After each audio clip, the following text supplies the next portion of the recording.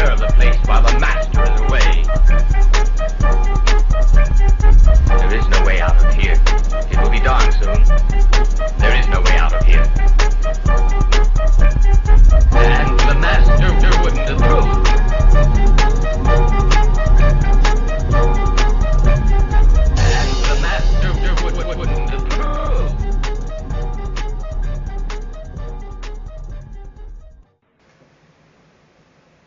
It's a long way to Tipperary.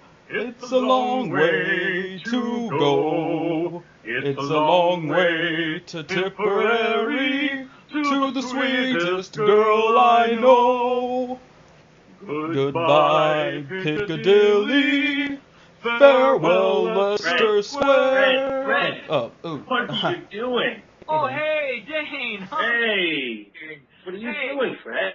Oh, hey, sorry, man. Toby and I, we're just really excited about tonight's episode. I mean, man, we're only on the second episode, and we're shooting this in 70mm anamorphic on beautiful food Eternia film with VistaVision, with DTS, Dolby Digital, and FDDS surround sound. I'm just so excited. Fred, What? we don't have any of those things. In fact, we have less money than PBS. But this is for the MST the movie. So this should be the podcast the movie. Well, we could just pretend we have all those things. Anyway, we're on the air. Hi, everyone. Oh, hello. Welcome back Buongiorno. to the second episode of the MSTieCast. You can find us at MSTieCast.tumblr.com. You can also find Facebook. The keyword is MSTieCast. And you can email us at MSTieCast@yahoo.com. This is all thanks to Toby, who was a beast. He's a plow horse, man. My goodness, he just went through like everything. I was wondering if he was going to make a MySpace page after a while. I would, but no one uses MySpace, so No, that's like a counterintuitive. Yeah. And let's not forget the Twitter, which is at MSTieCast. I'm talking to Linkara on Twitter about this, I think. Yes. Yeah, think about that for a second. I Well, as think you so. know, the Mystery Science Theater movie came out in 1996, between seasons 6 and 7, if I recall correctly. I was 3 at the time. I was 11. 16. Or, no, what am I saying? 26. Excuse me. I'm using new math. Oh, Fred, you're not a day over 12. The Mystery Science Theater crew was very excited at first to be making their own movie, but as you can tell from all the stories that came out, by the end, they weren't really satisfied with Universal Studios pretty much crapped all over them, especially MST. But Yeah, they were planning a whole string of these films, too. This was only going to be the first. yes, the problem was that Universal wanted to play this movie first in college towns, since, Mystery Science Theater had a predominantly college audience. Unfortunately, they didn't realize that most people didn't let the movie had come out because there was not enough of a drive via advertising for people to know. Yeah, the marketing was terrible. It was Yeah. only, I think the most it was released in was about 26 theaters.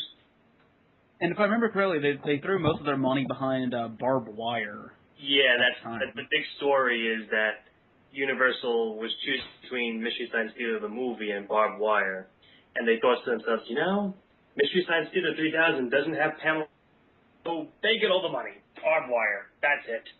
Yeah. Plus, they didn't want their own films coming another.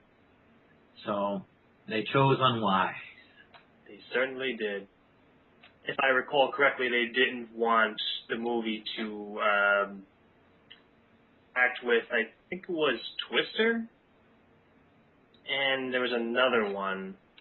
Well, I know that it was whatever movies were, they were afraid it would have to compete with those. They didn't want it to compete with any of the blockbusters. which is, of course, ridiculous. You've got to compete against something. It was Twister and Mission Impossible were the two movies ever cited. You know, I don't know. And yet there's barbed wire against those. And we all know how that went. Yeah. That was Write your own joke here. You know, I don't really think that they were going to have a Twister and Mission Impossible are in a completely different spectrum than Mystery Science Theater 3000. Mystery Science Comedy, Twister and Mission Impossible were action movies. If anything, here's kind of a wild thought, too. Parents could have gone to see Barbed Wire, the R-rated movie, and they could have dropped the kids off MST. So they would have complemented each other, if anything. Hey, Daddy, the movie's done. You want to come out now? I can't stand up right now, Junior. By the way, can I just say I take deep offense to calling Twister an action movie because nothing happens in that movie. I mean, at all. If you count a cow fly as something happens. A cow flies and there are twisters, but nothing else happens. Go to Kansas, you can see it for free. I was going to say, I mean, I rather enjoyed it for a theater experience. I mean, I wouldn't necessarily own it, but... Well, like I said, I guess it was because I was 3 at the time, so when I saw it, it was just, Yeah. It bored me. But and I think there's another... I've been rereading up on this whole experience, and, you know, I also can't help but feel that this is one of those films where I think everyone's expectations of what this was a little too high for MST. I mean, MST, of course, had its cult following from the very beginning. It was very well loved, and yes, the college groups were the target demographic as far as the major audiences. But as we've seen with a lot of geekdom, that does not necessarily translate into box office dollars. Firefly, anyone? With the Serenity movie? So I think that they were really aiming too high in their expectations. I mean, I really think they felt this name was going to carry it, even in the theater, and then, oh, well, let's put it in college campuses and tour it, and it'll make money there, and then we can... I think everybody had a really bad idea of what this... They think they were going for a Rocky Horror Picture Show? What the heck? Yeah, I don't know what they were aiming for at all, honestly. I mean, even looking at the film itself, the film name was This Island Earth. When I rewatched it for this podcast, you've got that opening with Dr. Forrester, and he keeps referring to it as a turd and a stinker, and this one's going to drive you mad. And I'm like, this is considered one of the greats. You know, this is up there with The Day the Earth Stood Still. Yeah, that was one of the problems that people had with the movies. That they were saying, "Oh, This Island Earth's not that bad." Yeah, in fact, one of the problems with showing a good movie with MST is that you keep trying to follow the movie. You know, that was, and I was watching it again even. I was like, oh, I don't remember that part. What happened? I wasn't listening to the joke. Yeah, I have that same problem with RiffTrax, like with The Dark Knight, and I can't think of too many other good movies I've watched with it. But Right. It's hard to watch a good movie with a RiffTrax because you want to watch the movie. Right. Something like Batman and Robin or Birdemic, you want to listen to the jokes to save you from the terrible movie. Right. But with a good movie, it's so hard to focus. Usually I turn the RiffTrax off just so I can watch the movie, because towards the end, they don't really say anything anyway. That's kind of the problem I have with RiffTrax riffing on good movies, because they're not bad enough to necessitate so many jokes. Right. And watch the movie, and it's almost a distraction because it's like, oh, they're talking over a good movie. And even though, you would think like ones people were really, really familiar with, like let's say Star Wars, for example. Most people have seen Star Wars multiple times. I find myself tuning into the movie. I can't help it. It's just sort of this second nature. And I did that with This Island Earth too. And if the generation that would have seen this in 1996 probably weren't as familiar with that movie, there's a chance that interested, and they're like, hey, what's going on? And that could have hurt it ultimately too, which of course hurts word of mouth, which means it goes nowhere. Yeah, one of the things that I always questioned about it is why choose this Island Earth when there are so many watchable bad movies? Like, I thought they should have gone with something like Plan 9. Something, that's universally considered one of the worst movies, even though there have been worse movies on the show. One of the things that I've heard why they didn't use Plan 9 was because, and I'm quoting, that's... Well, then why not a film like Star Crash, which they had never done? I mean, they couldn't have secured the rights to that stinker. The Giant Claw. Yeah, or any other films they hadn't done up to that point. It's, there's no doubt that, and I know we're getting off a little bit about the Gramercy, how they screwed over, but I think that this did start off on the wrong foot. I guess is what my point is, that maybe it was one of those domino effects, that everything kind of was wrong to begin with. Why don't we throw this out to all the viewers out there? If you can think of a movie that they should have actually riffed instead of This Island Earth, and reasons, don't just give a movie, email us at MSTieCast@yahoo.com, and we'll read responses on the air. Yep. My choice is Star Crash. So that's everyone's homework assignment for this week. All you viewers out there. Now, this might sound a little unpopular, but I'm just going to go ahead and say it. I really believe that even if Mystery Science Theater 3000 was given the full theater treatment and thrown towards them rather than barbed wire, I really don't think it would have made that much money because of the concept of it. I don't think a lot of people, besides the hardcore audiences, would have gotten the point of what the heck was going on. Yeah, that's it exactly. Yeah, it's a niche product. It is. Oh, I mean, with better marketing, yeah, they could have probably hit more. There's no doubt about that. They would have hit more than they did. But how much more? I can't really see it being the runaway hit of the summer. I believe with the number of theaters they had, it grossed about $1 million total. They made a profit, they made back their budget. Yeah. Which, for a, movie like this is, really what you hope for. Like, considering how the studio almost intentionally sabotaged it. Well, here's a question I have for you guys. When I was watching this was my thought, is that, and this ties into what we're talking about, you're going to do a movie, right? This is MST, the movie. And so by the very nature, everything is bigger. And, of course, they built new sets, and they filmed it that way. But do you guys feel that the movie portion, in other words, the stuff, was big enough for a movie? Because when I was watching, I kept thinking, man, I would have done something bigger for a movie.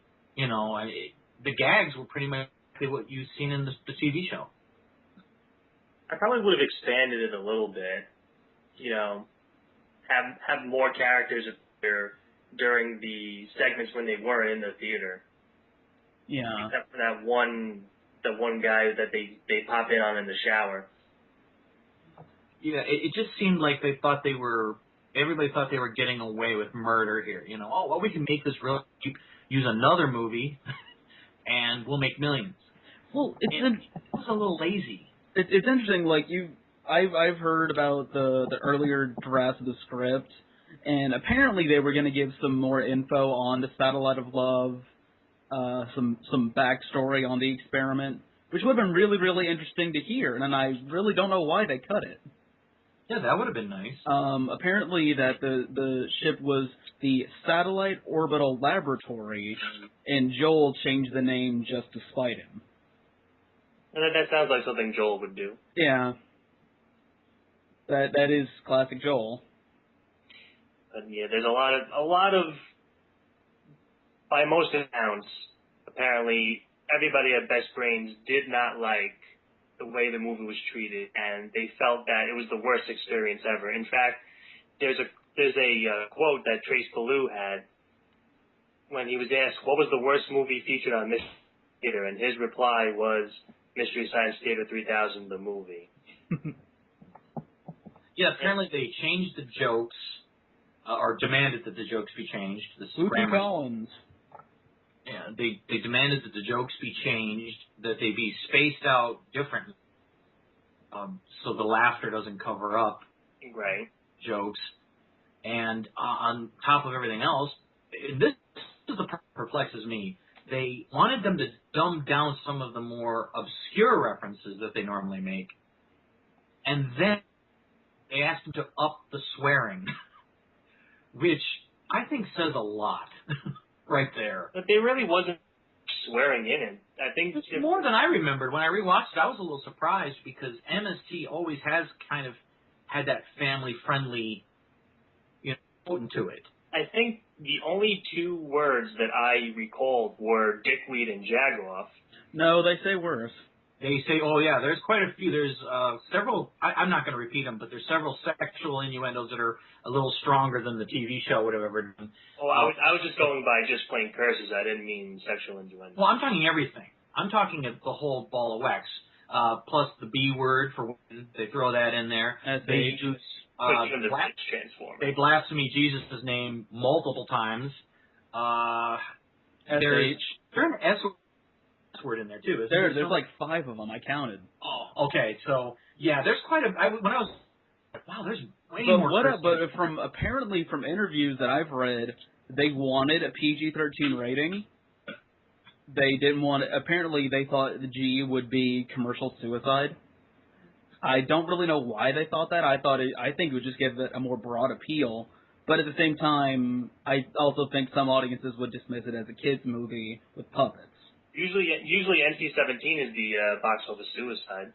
Well, I can't help but think that the film would have still got a PG. I mean, their humor does tend to be innuendo with certain aspects. Yeah, but it's kind of violent in parts. I still think it would have got a PG. On the television series, though, it was more subtle, the humor. Right, but I'm saying it still could have garnered a PG easily. I'm saying, and a PG is not box office suicide for this type. I mean, a PG-13, I don't know one person that says, oh, it's got the 13. Oh, it'll be funnier because of that. Yeah. Well, also, one thing to understand was at the same time, while this movie was being made, they were negotiating to put the series on the Sci-Fi Channel. Right. Oh, please let us get Sci-Fi Channel. Oh, please, oh, please, oh, please, oh, please. Right, that's exactly the joke I was thinking of. Mm-hmm. Anyway, so it sounds like there's more than just the singular fact, maybe, in this film's failure. There was a lot of things that were not in their favor. That's the unfortunate thing about it. But anyway, the movie that they ripped was This Island Earth, which was from 1955. And it starred Rex Reason as Dr. Cal Meacham. Pleased to meet him. Yeah, I have to say, that is a very cool name, Rex Reason. Like, that just sounds cool. Yeah. Is that his real name, or is that like a stage name? I believe that's his real name, if I'm not mistaken. I don't know. I think that's just awesome, but anyway. He's got that very Peter Graves voice, too. Right over next. Yeah. You could totally see him in, like, some war movie, it's like, we've got to kill the Horde. I mean, he's just got that kind of... You kind of morphed into John Wayne rather than... I know, I didn't do. Gregory Peck's more like, hurry, we've got to get over the wall. Yeah, he had that great voice. And Give to Daddy. And Jeff Morrow as Exeter. Faith Domergue, I probably did not pronounce that correctly, as Ruth Adams.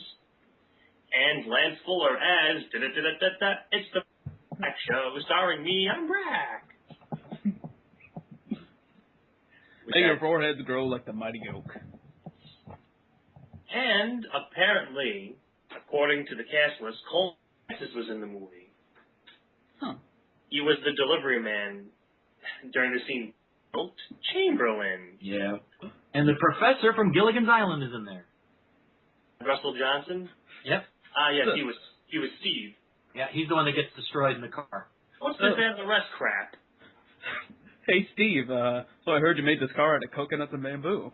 Yes. Anyway. I like that movie, by the way. That was probably one of the earliest science fiction films I saw as a kid, too. This Island Earth.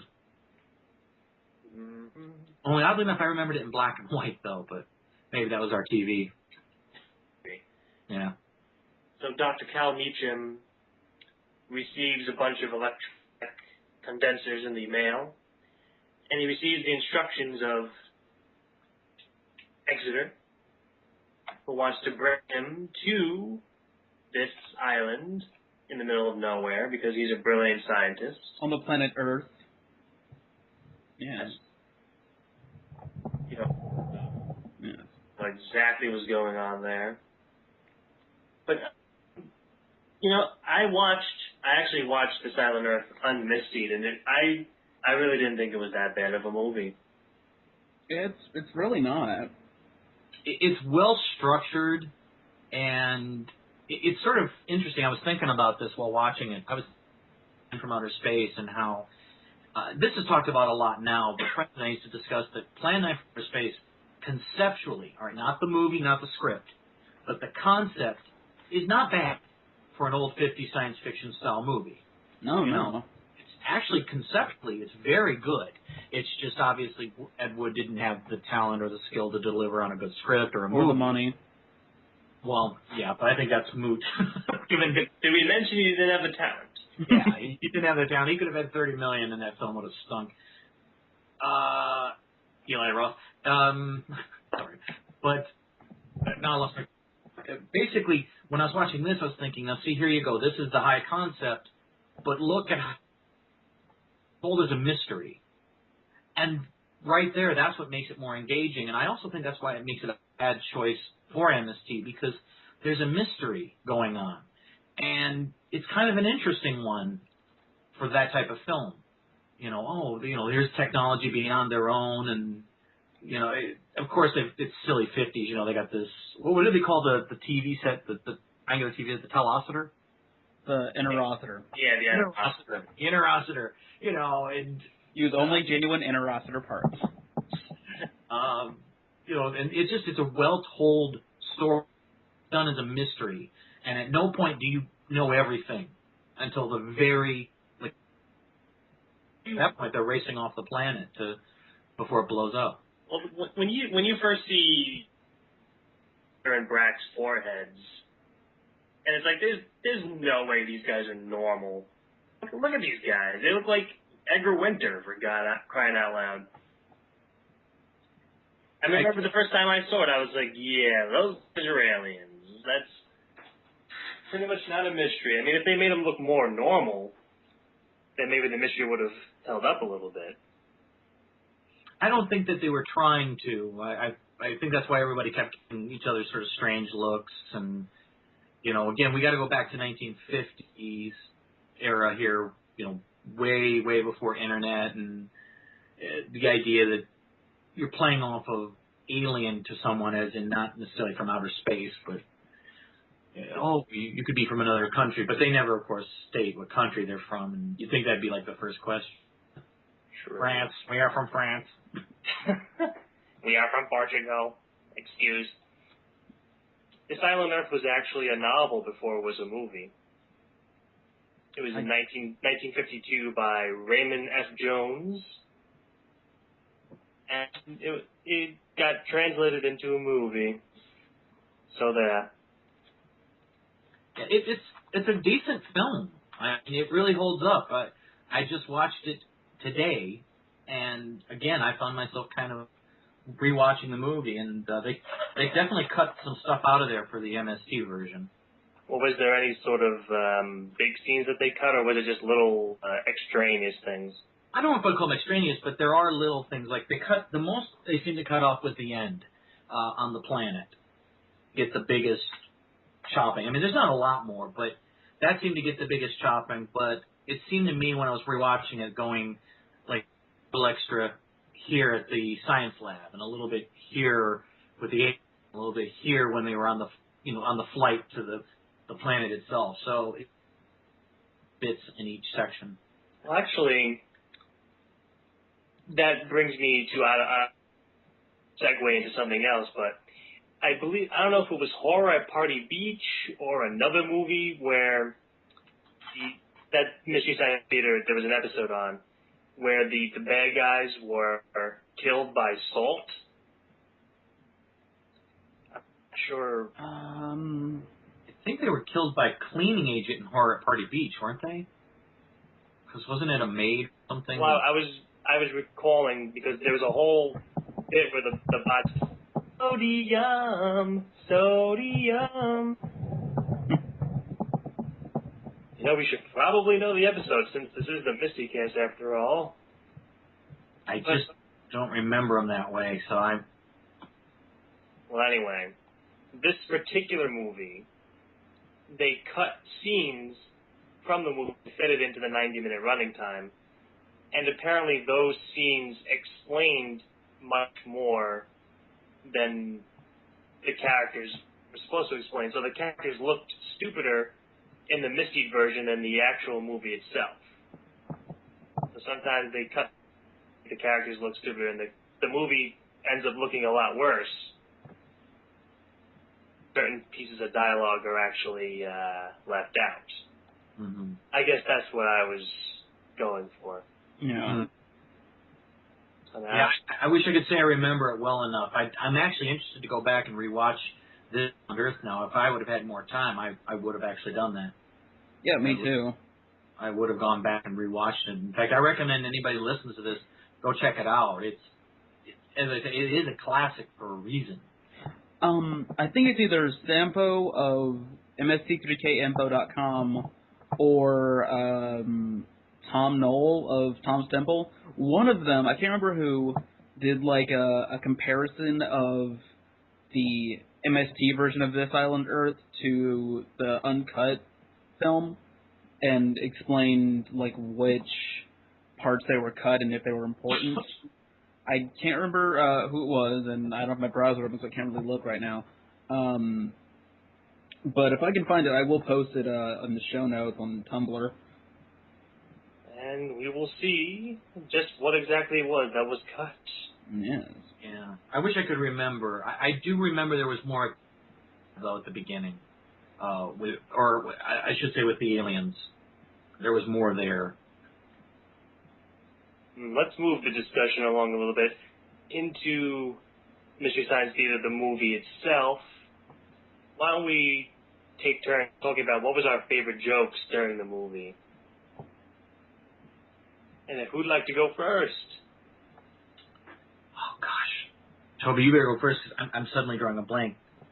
I like the view screen joke they do on the ship with the music. View screen. View. Normal view. Normal. Yeah, that one. I think that's everyone's like favorite joke of that film, because that's like the one that's actually become like a running gag. That's one become like a meme. Really. Yeah, I like that one a lot. I like anything where they make fun of like the components of filmmaking as well as the film itself. Well, I don't know. I think my favorite joke is the secret government ego project. I especially like that joke because I just like the way Trace lowered his voice. The secret government ego project. Lowering the toaster pastry. Summon Dr. Jemima. Oh, I love the blueberry one. It's the best. Oh, I liked a lot of the gags where, because she kept using her eyes when he meets the doctor, the female doctor, Ruth. Is it Dr. Ruth? Now I think about it. I believe her name is Ruth, yes. Yeah, when Ruth Adams. She doesn't talk. Yeah, Ruth Adams. When she keeps, like, instead of talking, she keeps looking around and something. The boys go, "I hate you," those little moments. There was one scene in particular where, when they're in Exeter's office for the first time, and he's talking to them about the project, and she keeps wrinkling her nose around, and the boys are like, "Ooh, what's that smell? It's terrible." Yeah. And, like, I remember watching that going, like, why is she doing, like, what the hell, what are you smelling in there, Ruth?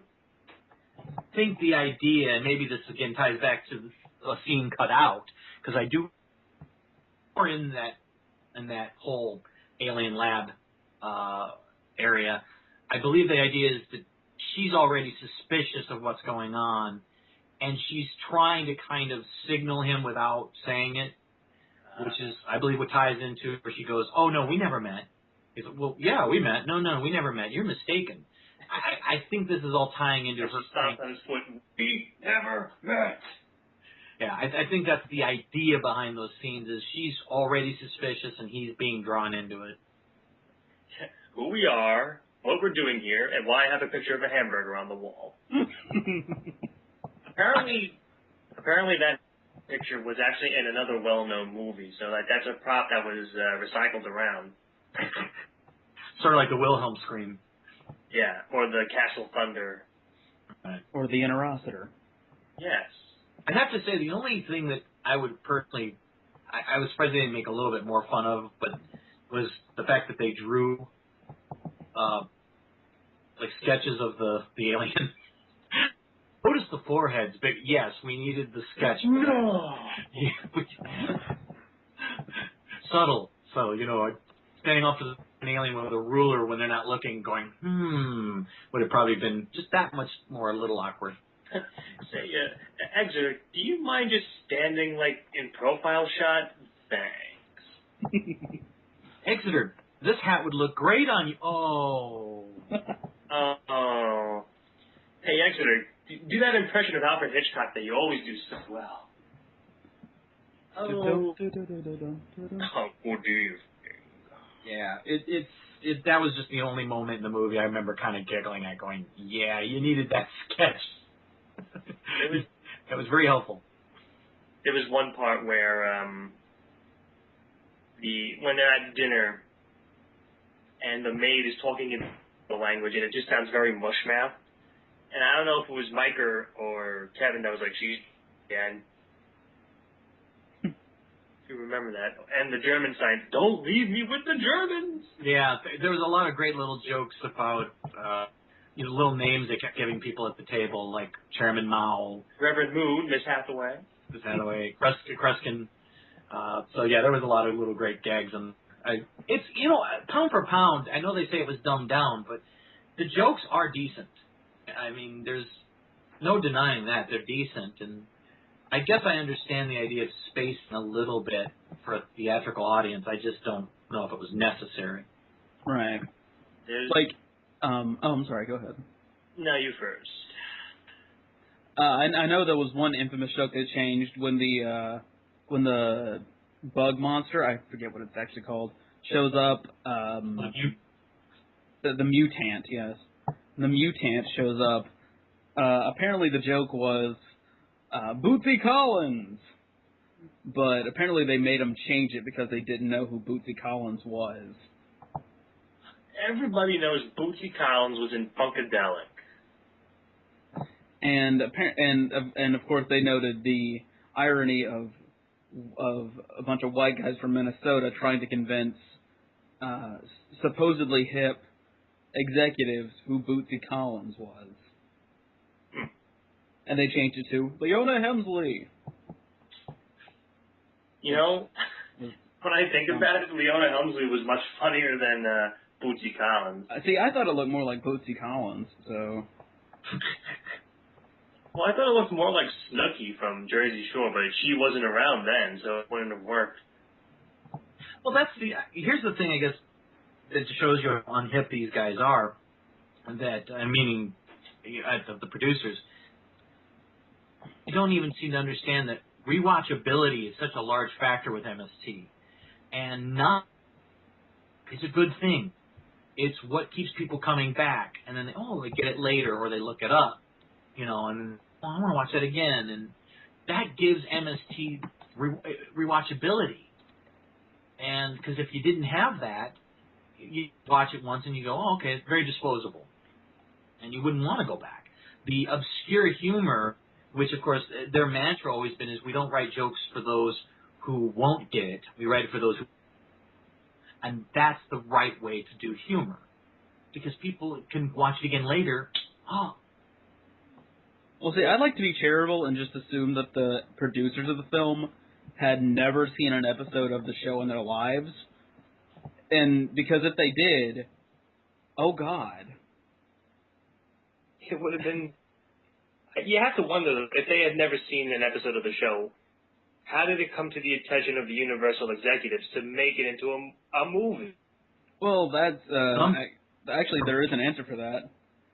Oh, well. Massive letter writing campaign started by Best Brains. Aha. Then when they had their first MST3K convention... Oh, wasn't that where the Mystery Science Theater has Universal Appeal button? Yep. They had representatives from Universal there, so they were giving out the buttons. You have to think that years later, Best Brains was like, we probably should have kept that to ourselves for that time being. Well, they made fun of this whole debacle later on the Incredible Melting Man episode. Right. So that very much. Yeah, it sort of, and I think it was episode 704. But there you go. The bad experience was it didn't kill.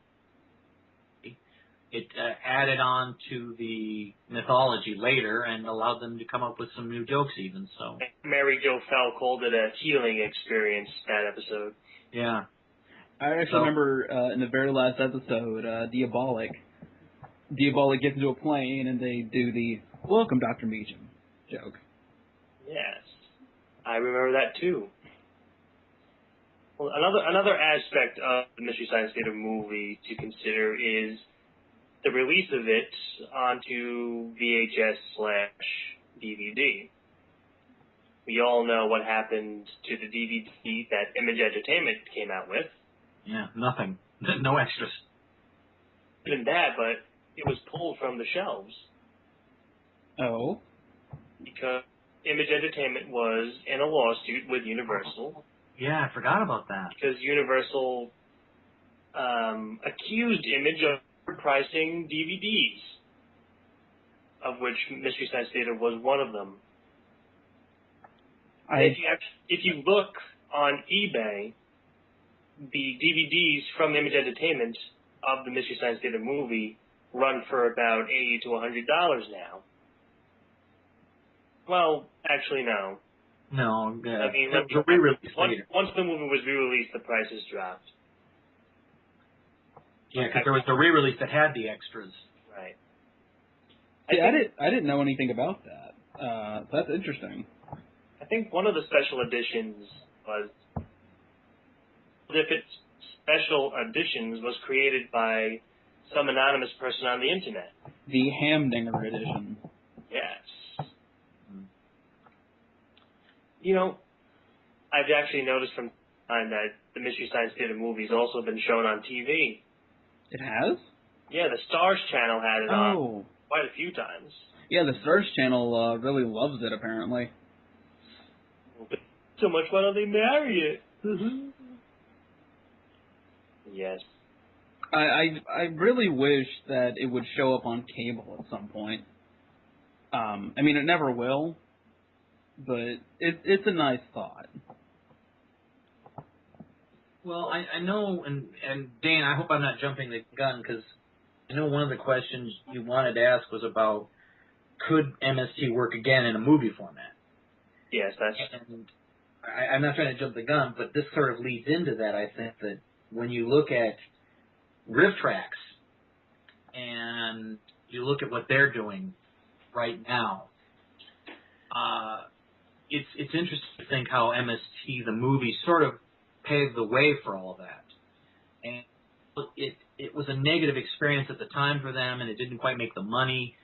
People are still talking about it, and the fans are still talking about it, and they still want to buy it. And now here we are with RiffTrax, and these guys, they're very well with this.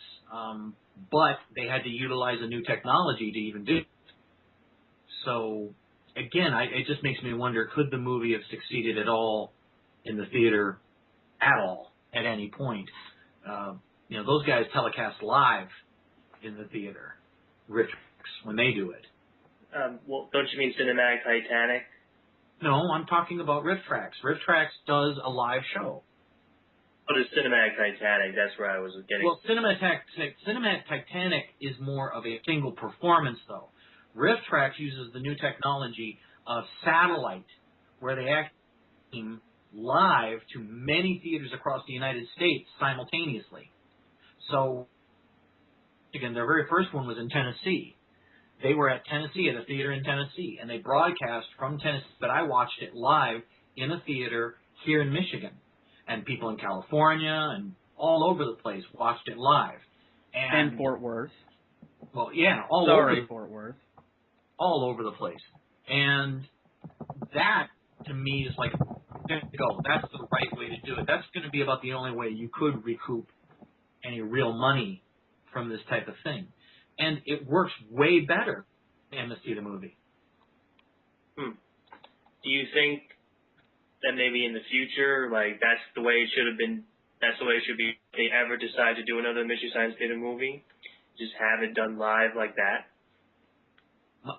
My only thinking is this. If you're going to do a movie, and this will be my last word about the movie concept, if you're going to do it theatrical, and it's going to be a movie just like the MST3000, the movie was supposed to be, make it big. Make it Star Wars or something. You know what I mean? Put something big attached to it. Don't just, hey, here's 3000 in a theater. That's, so what? You want the experience. That's why RiffTrax live, it's an audience experience. You can hear the people laughing, in Tennessee while you're sitting in your theater in Fort Worth or Michigan or it's a great experience to share with people. Whereas MST the movie is just, like people have said, it's really just like the TV show on the big screen. There has to be a gimmick attached to it.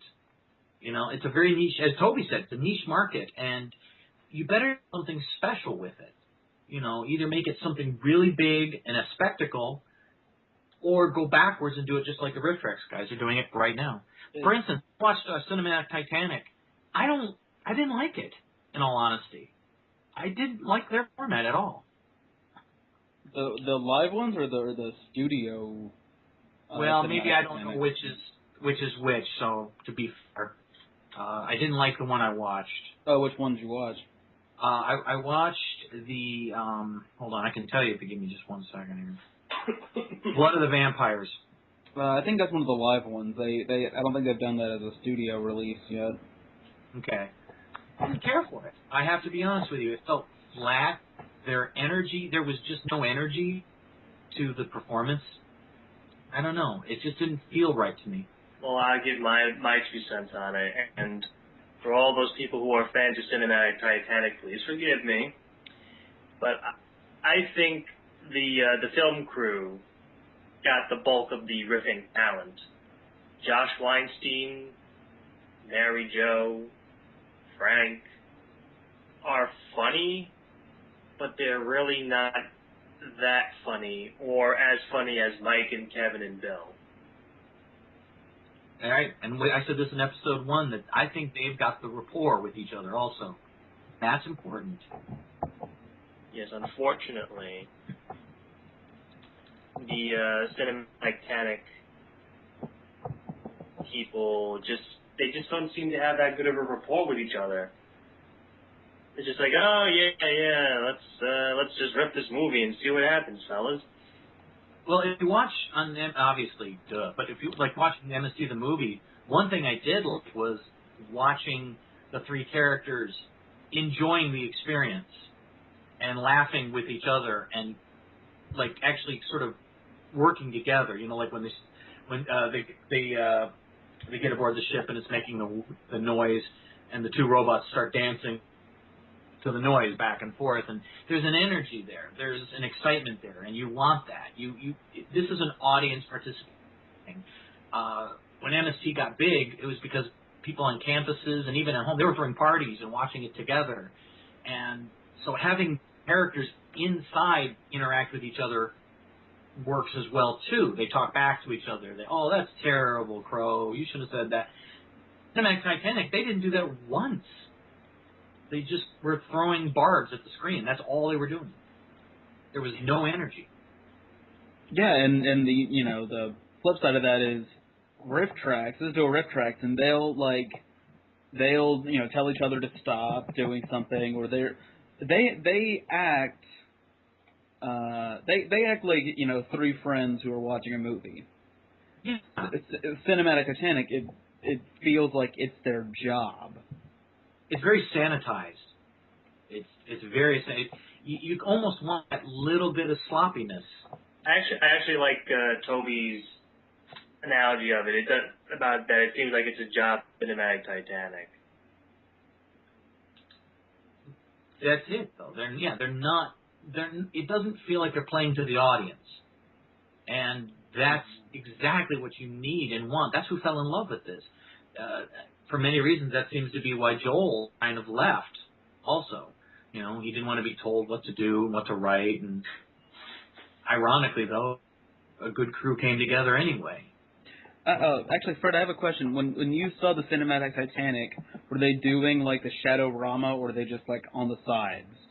Like they were on the sides, but they were in shadow silhouette. So yeah, that's one of the studio ones. I just looked it up, and that was one of the studio releases. And apparently the live version of it, the live ones they do, are a lot better. The live DVDs they have. Okay, I'll seek out a live one. To be fair, I wasn't going to give up after one episode anyway. Yeah. There's bad MST. So. Oh yeah. It was. I had a question I was going to ask, but it's actually gone right out of my head for a strange reason. Ugh. Yeah, that's the sound of the wind rushing between my ears. Like a tumbleweed between Dane's ears. Yeah. There's a vacant room in between my ears. It's a trivia while you're thinking. I didn't notice. I had to look it up. I noticed a face on one of the doors as we're entering the screening room. And that's Frank. Yeah, Frank. That's Frank. And I was like, what is that? Who is that? He had just left the show. Yeah. After Samson the Vampire Woman. And that was homage to him. Apparently he was going to be in the movie, but he left before they could shoot anything with him. Yeah, I read the original script, and he's in several scenes with Dr. F. I'm sure they probably would have said that he was Metalunin or something. Just the hair. I'm sure they probably would have made that joke. The hair, the forehead, everything. Well, apparently when this was first being planned out, Joel was part of it initially. And he said, no way, I am not a movie star. His reply was, I didn't get in this to be a movie star. So it may be this movie was also one of the nails in the coffin for him, because I know that wanted to go. From what I can glean, apparently because Jim Mallon wanted to do a movie from I think, from the end of the second season. He's very business oriented that way. And I don't think it would have worked that early because they were still developing at that point. Oh yeah, that was just my reaction to it. It's like, don't take the turkey out of the oven before it's done. They started to get into their groove anyway. They didn't really hit their stride until mid season 3. Exactly. I agree 100% with that. Speaking of RiffTrax, have either one of you listened? Al did? The Jurassic Park? Yeah. Yeah, I did. I did not. I need to. I was reminded of it because actually tonight there was a Weird Al Yankovic concert special on Comedy Central. I watched that. It was very good. Aww. The problem is it was very short. It was only an hour long. Honestly, he did in fact do a RiffTrax at one point. Well, he did one of the live ones too, actually. One of the RiffTrax live events. Which one? The Christmas one. Oh, well, there you go. I hate Christmas movies, so I skipped that one. It wasn't. They did like Christmas shorts. It was all shorts. And he ripped on a short about bacon or something. I haven't seen it yet. I've only seen one of the live ones, and that's Plan 9, which is the only one I own. His Jurassic Park riff was one of those ones where I love the first half, and then the second half just kind of goes dead. Well, he's one of those guys that has he has the same sense of humor as Mystery Science Theater 3000. He's very funny when he does it. Yeah. He's better than Chad Vader, that's for sure. What were they thinking? What were they thinking with Chad Vader? Exposure. I mean, no offense to Chad Vader, but he's really not that funny. Well, I know. Let's get Keyboard Cat next time. Yeah. The problem with somebody like Chad Vader is the same problem when you hear a commentary, and they do the commentary, and you're begging and pleading with the screen, please stop. This is not funny in any way, shape, or form. Is that you're limited. You're confined and you're bound by the restraints of the character. You know, with RiffTrax, you're just making fun of a movie.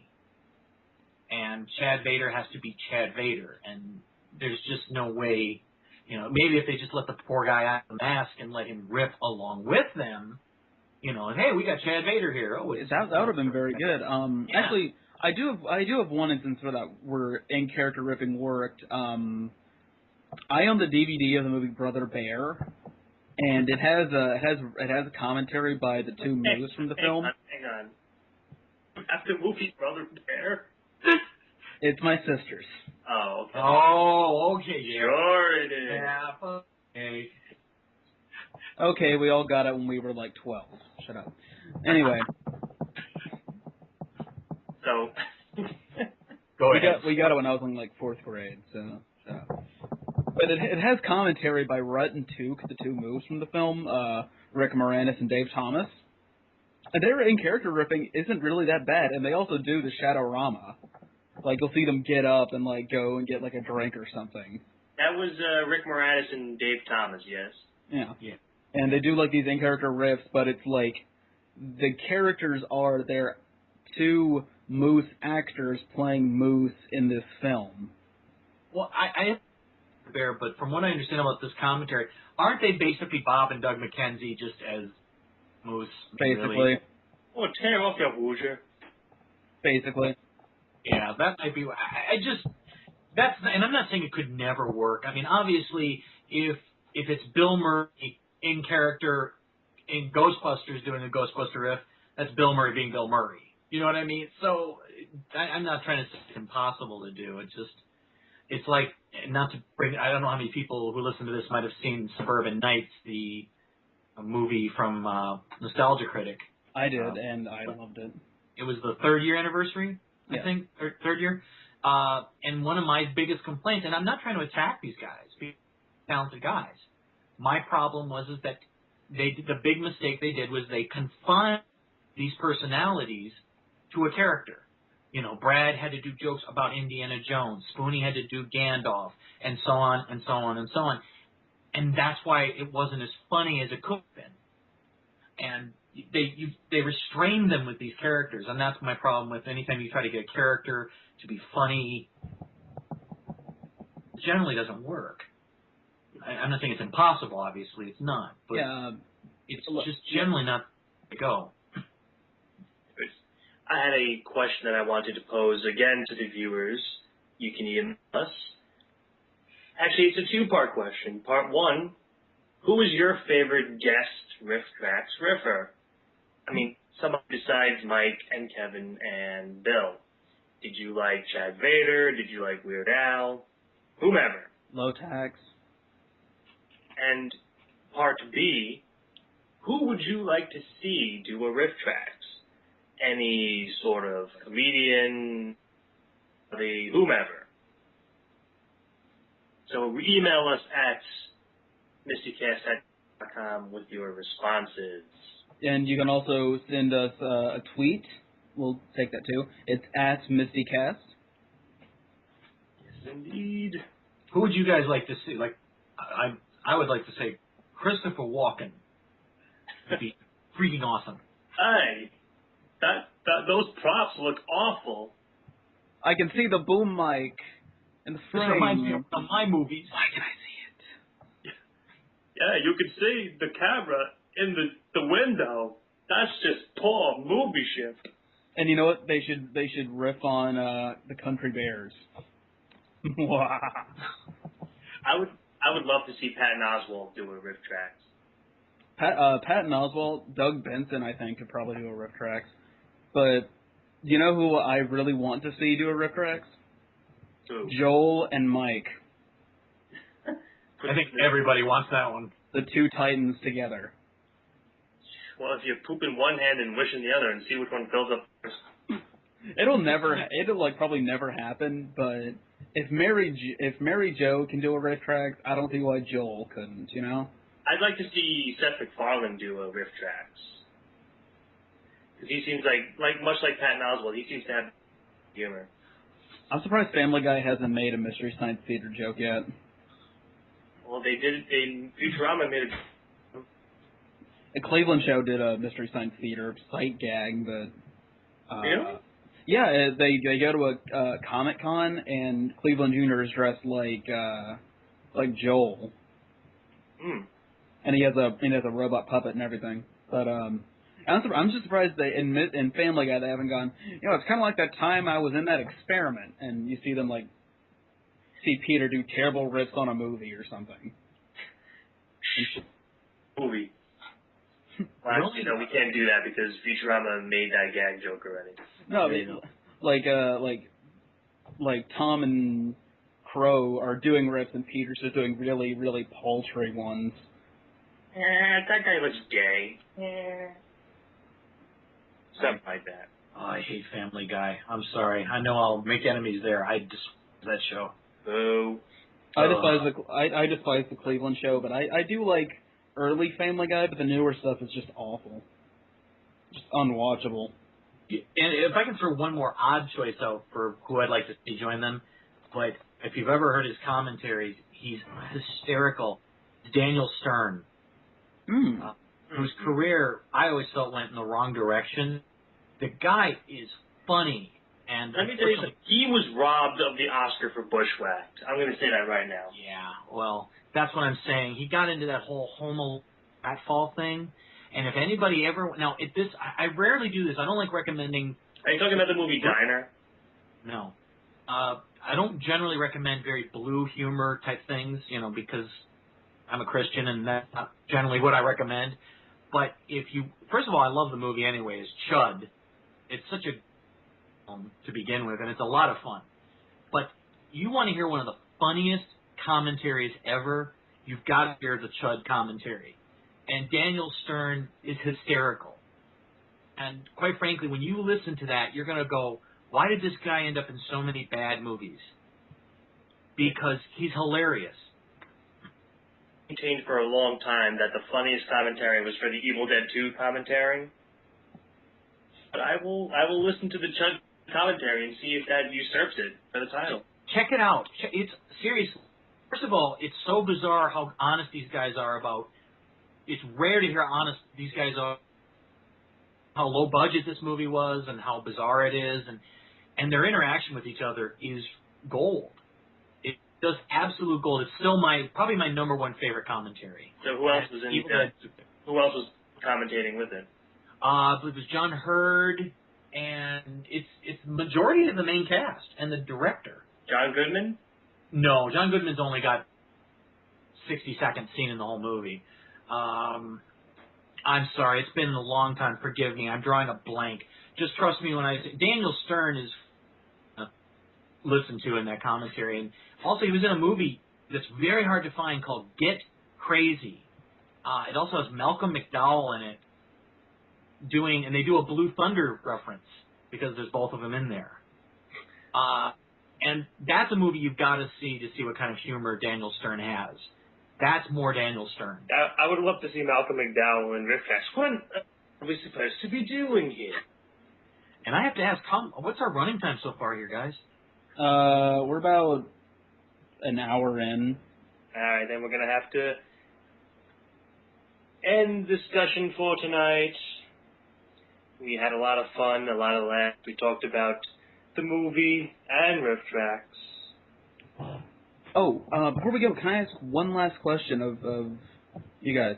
What was your favorite host segment of the movie?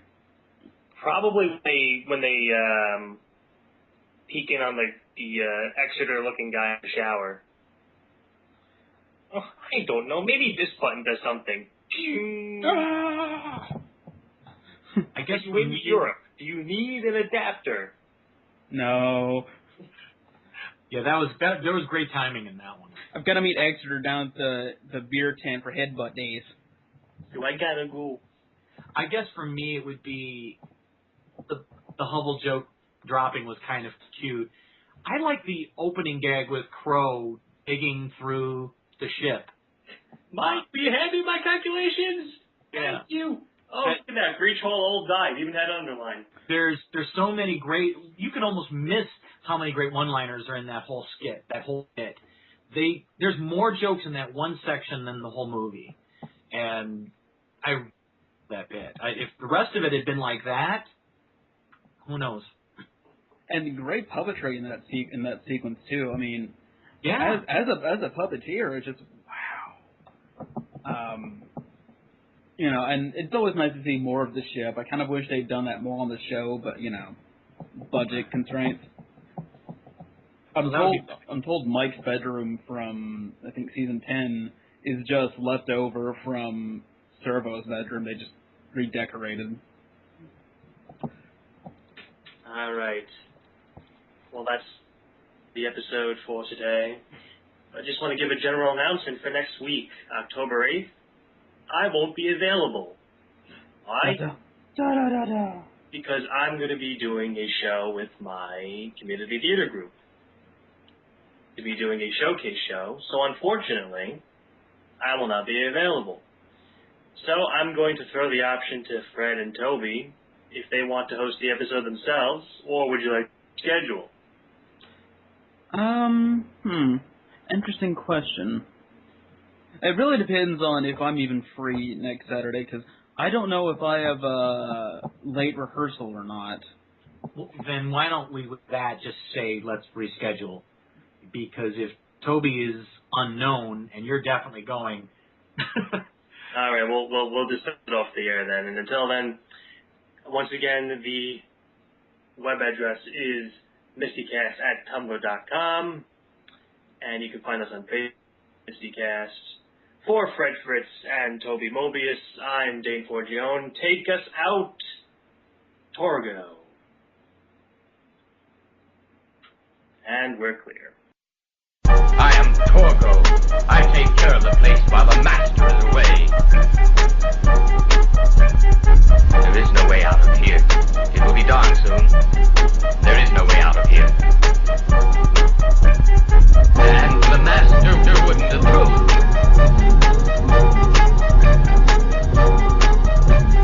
And the master wouldn't approve.